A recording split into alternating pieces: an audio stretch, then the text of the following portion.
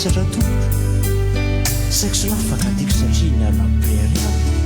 nahita ny fiadana na tsy fanahy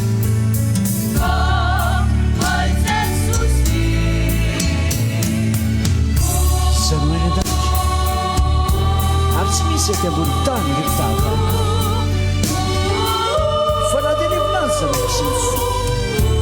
dia ambony vatana pofoky sy anjarako mandrakizay Andriamanitra ary rehefa izay lavitra anao areka anao izay mahafoy anao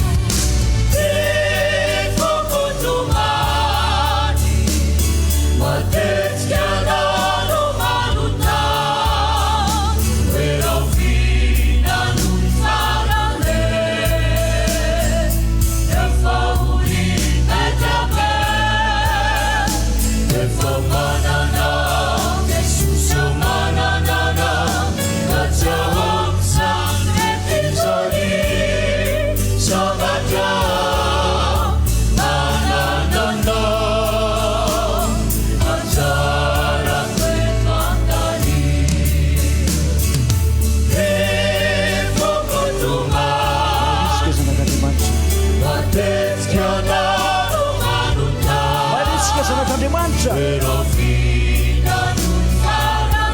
dia mafy ny teny fa raha miray amin'ny koa ianao ka mitoetra ao anatinao ny teny dia agatao izay tena